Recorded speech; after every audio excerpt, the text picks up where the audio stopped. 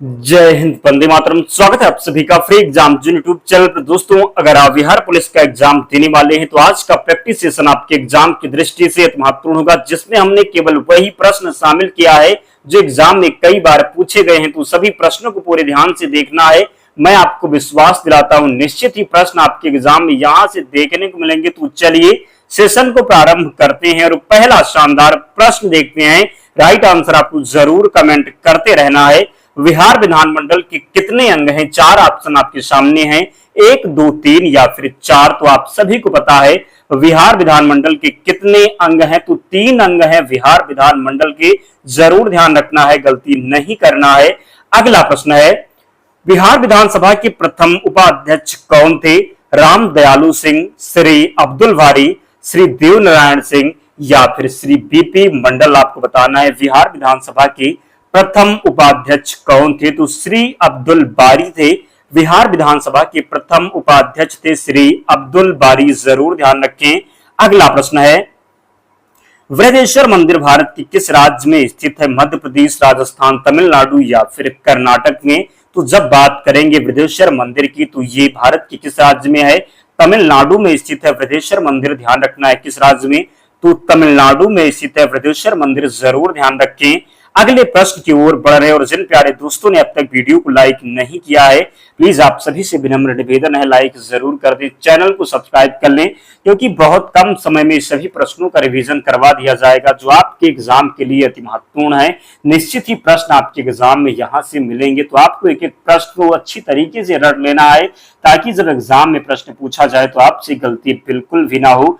तो यहाँ पर जो अगला प्रश्न है, अंतरराष्ट्रीय योग दिवस कब मनाया जाता है? 1 मई, 21 मई, 21 जून या फिर 21 जुलाई को। तो आप सभी को पता है अंतरराष्ट्रीय योग दिवस 21 जून को मनाया जाता है। कब? तो अंतरराष्ट्रीय योग दिवस मनाया जाता है 21 जून को। अगला है, निम्नलिखित में से कौन सा जैव विविधता स्थल भारत में मौजूद नहीं है? सुंडालैंड, पश्चिमी घाट, वलासिया या फिर इनमें से कोई नहीं। तो भारत में जो मौजूद जैव विविधता स्थल है ये सुंडालैंड भी है, पश्चिमी घाट की कलासिया की बात करें, वलासिया जो है ये राइट आंसर हो जाएगा। ध्यान रखना है, गलती नहीं करना है। अगला प्रश्न है, मनुष्य द्वारा सबसे पहले इनमें से किस धातु का उपयोग किया जाता है? दोस्तों, आपको अंत में कमेंट करके अपना स्कोर भी बताना है, कितने प्रश्न आप सही कर पा रहे हैं। मनुष्य द्वारा सबसे पहले इनमें से किस धातु का उपयोग किया गया? चांदी, तांबा, सोना या फिर लोहा। तो सर्वप्रथम जो प्रयोग किया गया ये तांबा का प्रयोग किया गया। किस धातु का? तो तांबा का प्रयोग किया गया। जरूर ध्यान रखना है। अगला है, महात्मा गांधी राष्ट्रीय ग्रामीण रोजगार गारंटी अधिनियम कब पारित हुआ? 2007, 2010, 2005 या फिर 2009। तो महात्मा गांधी राष्ट्रीय ग्रामीण रोजगार गारंटी अधिनियम जो पारित हुआ ये कब हुआ? तो 2005 में। कब? तो महात्मा गांधी राष्ट्रीय ग्रामीण रोजगार गारंटी अधिनियम 2005 में पारित हुआ। ध्यान रखिएगा। अगला प्रश्न है, जैव विविधता दिवस कब मनाया जाता है? 22 मई, 27 जून, 28 फरवरी या फिर 20 मई को। तो जैव विविधता दिवस कब? तो 22 मई को। कब? तो जैव विविधता दिवस जो मनाया जाता है ये 22 मई को मनाया जाता है। ध्यान रखिएगा कब मनाया जाता है? तो 22 मई को जैव विविधता दिवस मनाया जाता है। बात करें 22 अप्रैल, तो 22 अप्रैल को पृथ्वी दिवस।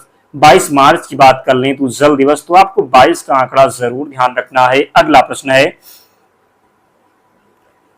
वास्तविक आय किसके बराबर होगी? प्रति व्यक्ति आय, व्यक्तिक आय, प्रति व्यक्ति वास्तविक आय या फिर इनमें से कोई नहीं। तो वास्तविक आय किसके बराबर होगी? तो राइट आंसर है प्रति व्यक्ति वास्तविक आय के। किसके? तो वास्तविक आय जो बराबर होगी ये प्रति व्यक्ति वास्तविक आय के। ध्यान रखिएगा। अगला है, प्रथम पंचवर्षीय योजना की सफलता का मुख्य कारण क्या था?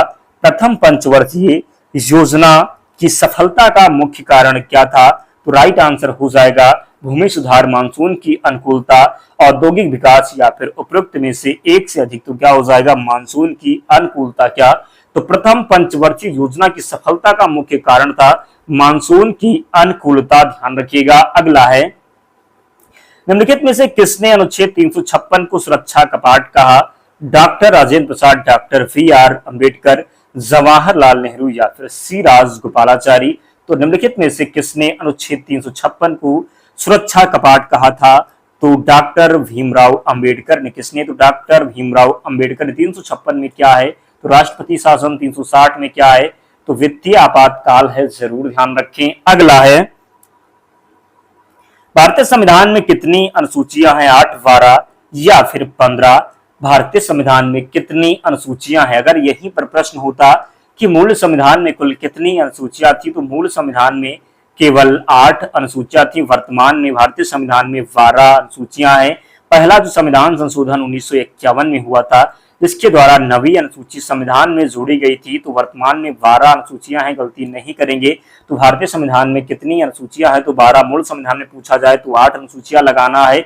अगला है, निम्नलिखित में से कौन सा लाभकारी कीट नहीं है? दीमक, लाख कीट, रेशम कीट या फिर इनमें से कोई नहीं? तो लाख कीट भी, रेशम कीट भी ये लाभकारी है। जबकि दीमक की बात करेंगे तो ये लाभकारी कीट नहीं है। तो दीमक राइट आंसर हो जाएगा क्या?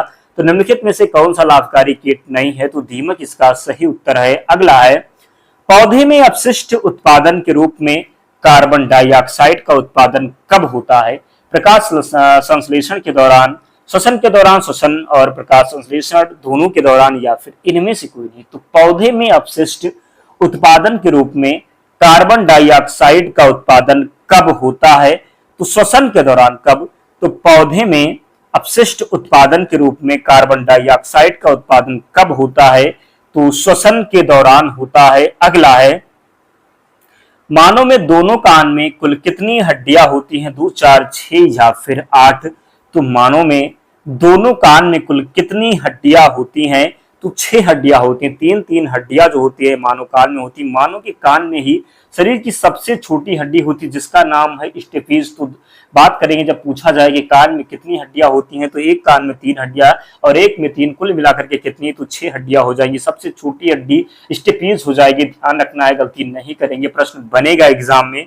अगला है, चलती गाड़ी में बैठे आदमी की ऊर्जा क्या होगी? गतिज, स्थितिज, गतिज एवं स्थिर दोनों या फिर इनमें से कोई नहीं?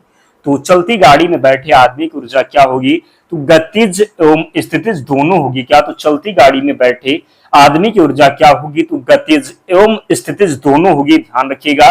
अगला है, प्याज में निम्नलिखित में से किसमें खाद्य जमा होता है? व्यावी, तना में, मूल में, सल्क पत्र में या फिर प्रयुक्त में एक से अधिक? तो प्याज में निम्नलिखित में किसमें खाद्य जमा होता है? आपको बताना है, प्याज में निम्नलिखित में किसमें खाद्य जमा होता है? तो राइट आंसर हो जाएगा सल्क पत्र में। किसमें? तो प्याज में निम्नलिखित में से किसमें खाद्य जमा होता है? सल्क पत्र में। अगला प्रश्न है, निम्नलिखित में से किस मामले में किसी व्यक्ति के पास अधिकतम स्थितिज ऊर्जा होगी? मेज पर बैठे व्यक्ति, छत पर बैठे व्यक्ति, कुर्सी पर बैठे व्यक्ति या फिर इनमें से कोई नहीं? तो निम्नलिखित में से किस मामले में किसी व्यक्ति के पास अधिकतम ऊर्जा होगी? तो राइट आंसर इसका हो जाएगा छत पर बैठे व्यक्ति। क्या? तो छत पर बैठे व्यक्ति। ध्यान रखिएगा। क्वेश्चन नंबर 19 है, और जिसने भी लाइक नहीं किया तो प्यारे दोस्त आपसे निवेदन है, लाइक जरूर कर दें, चैनल को सब्सक्राइब कर लें, क्योंकि बहुत मेहनत लगती है कि प्रश्न को कलेक्ट करने में जो एग्जाम में पूछे गए हैं। तो आप लोग भी सपोर्ट जरूर करें। निम्नलिखित में से कौन सा मिश्रण अलग अलग कीपों द्वारा अलग किया जा सकता है? तेल और पानी, अल्कोहल और आयोडीन, अल्कोहल और पानी या फिर इनमें से कोई नहीं? तो निम्नलिखित में से कौन सा मिश्रण अलग अलग कीपों द्वारा अलग किया जाता है? तो राइट आंसर हो जाएगा तेल और पानी। क्या? तो निम्नलिखित में से कौन सा मिश्रण अलग अलग कीपों द्वारा अलग किया जा सकता है? तो तेल और पानी हो जाएगा। 20 है, अतः श्वसन के दौरान फेफड़े किसके कारण हवा से भर जाते हैं? फेफड़े के फैलाव, फेफड़ों की स्फीति, फेफड़ों की संकुचन या फिर इनमें से कोई नहीं? तो अंधा श्वसन के दौरान फेफड़े किसके द्वारा हवा से भर जाते हैं? तो फेफड़ों की स्फीति क्या हो जाएगा? तो फेफड़ों की स्फीति हो जाएगा। ध्यान रखिएगा। अगला प्रश्न है, तत्वों का दूसरा समूह क्या कहलाता है? हैलोजन, क्षारीय मृदा धातु, क्षारीय धातु या फिर अम्लीय धातु? तो तत्वों का दूसरा समूह क्या कहलाता है? तो क्षारीय मृदा धातु। क्या? तो तत्वों का दूसरा समूह कहलाता है क्षारीय मृदा धातु। ध्यान रखिएगा। तत्वों का दूसरा समूह क्या कहलाता है? तो क्षारीय मृदा धातु कहलाता है। अगला प्रश्न है, के चुनाव लड़ने के लिए इच्छुक व्यक्ति की न्यूनतम आयु कितनी होनी चाहिए? 30 वर्ष, 25 वर्ष, 35 वर्ष या फिर इनमें से कोई नहीं? तो विधान परिषद के चुनाव लड़ने के लिए इच्छुक व्यक्ति की न्यूनतम आयु कितनी होनी चाहिए? तो 30 वर्ष। कितनी? तो 30 वर्ष होनी चाहिए। ध्यान रखिएगा। 25 वर्ष लोकसभा चुनाव लड़ने के लिए, 35 वर्ष की बात करेंगे तो राष्ट्रपति, क्या तो राष्ट्रपति बनने के लिए 35 वर्ष, राज्यपाल बनने के लिए 35 वर्ष, ध्यान रखिएगा। क्वेश्चन नंबर 23 है, निम्नलिखित में से सबसे बड़ी पर्वत श्रृंखला कौन सी है? हिमालय, काराकोरम, आल्पस, एंडीज या फिर एटलस? तो राइट आंसर इसका क्या हो जाएगा? एंडीज हो जाएगा क्या? तो निम्नलिखित में से सबसे बड़ी पर्वत श्रृंखला कौन सी है? तो एंडीज इसका राइट आंसर है। 24 है, बिहार का निम्नलिखित में से कौन सा नृत्य गुजरात में किए जाने वाला गरबा के समान है? कजरी, विदेशिया, झुमरी या फिर उपयुक्त में से एक चीज? तो विदेशिया की बात करेंगे तो बिहार का है, झुमरी जो है ये गरबा के समान है। बात करेंगे बिहार का निम्नलिखित में से कौन सा नृत्य गुजरात में किए जाने वाले गरबा के समान है? तो झुमरी हो जाएगा, ध्यान रखिएगा। क्वेश्चन नंबर 25 है, निम्नलिखित में नदियों में किसका उद्गम भारत में है? सतलज, गंगा, ब्रह्मपुत्र, यमुना? तो गंगा नदी का भी उद्गम भारत में कहां से? तो कहां से हो जाएगा गंगा? तो उत्तराखंड से हो जाएगा। यमुना नदी का उद्गम स्थल भी भारत में है, तो दो ऑप्शन राइट हो जाएगा। यमुना नदी का कहां से है? तो उत्तराखंड में उत्तरकाशी में स्थित बंदरपूर से यमुनोत्री हिमनद से जो होता है यमुना नदी का उद्गम स्थल है। कहां से? तो उत्तराखंड में उत्तरकाशी में स्थित बंदरपूर से यमुनोत्री हिमनद से उद्गम जो होता है यमुना नदी का होता है, ध्यान रखिएगा। क्वेश्चन नंबर 26 है, किस गवर्नर जनरल ने भारत में सती प्रथा का अंत किया? केनिंग, रिफेन, विलियम बेंटिंक या फिर डलहौजी? तो विलियम बेंटिंक के द्वारा किसके? तो किस गवर्नर जनरल ने भारत में सती प्रथा का अंत किया था? तो विलियम बेंटिंक ने राजा राम मोहन राय के प्रयासों से, ध्यान रखिएगा। अगला प्रश्न है, दामोदर किसकी सहायक नदी है? तो दामोदर किसकी सहायक नदी है? हुगली, गंगा, पद्मा या फिर ब्रह्मपुत्र? तो दामोदर जो है ये हुगली नदी की सहायक नदी है। किसकी है? तो दामोदर हुगली नदी की सहायक नदी है। 28 है, भारत में गरीबी का आकलन करने के लिए किस विधि का प्रयोग किया जाता है? पूंजी विधि, आय विधि, उपयोग विधि या फिर इनमें से कोई नहीं? तो भारत में गरीबी रेखा का आकलन करने के लिए किस विधि का प्रयोग किया जाता है? तो राइट आंसर हो जाएगा क्या? तो उपयोग विधि। किसका? तो भारत में गरीबी रेखा का आकलन करने के लिए किस विधि का प्रयोग किया जाता है? उपयोग विधि का प्रयोग किया जाता है। क्वेश्चन नंबर 29 है, बलवंत राय मेहता समिति ने किस प्रकार की पंचायती राज व्यवस्था की अनुशंसा की थी? त्रिस्तरीय, दो स्तरीय, ग्राम स्तरीय या फिर उपरोक्त में से एक से अधिक? तो बलवंत राय मेहता समिति ने किस प्रकार की पंचायती राज व्यवस्था की अनुशंसा की थी? तो राइट आंसर हो जाएगा त्रिस्तरीय। क्या? तो त्रिस्तरीय इसका सही उत्तर हो जाएगा। और अंतिम प्रश्न है दोस्तों, तो जिसने भी अब तक वीडियो को लाइक नहीं किया है प्लीज जरूर लाइक करके ही जाना, चैनल को सब्सक्राइब कर लेना। किस अनुच्छेद का उपयोग करके भारत के राष्ट्रपति वित्तीय आपातकाल को घोषित कर सकते हैं? अनुच्छेद 32, अनुच्छेद 349, अनुच्छेद 360 या फिर 352 हो जाएगा। तो किसका उपयोग जो है वित्तीय आपातकाल के लिए किया जाता है? तो 360 का। किसका? तो 360 का। 352 में राष्ट्रीय आपातकाल है, 356 में क्या है? तो राष्ट्रपति शासन है, 32 में संवैधानिक उपचारों का अधिकार है, ध्यान रखिएगा। तो 30 प्रश्नों में दोस्तों अपना स्कोर कमेंट करके बताएं कितने प्रश्न आप सही कर पाए।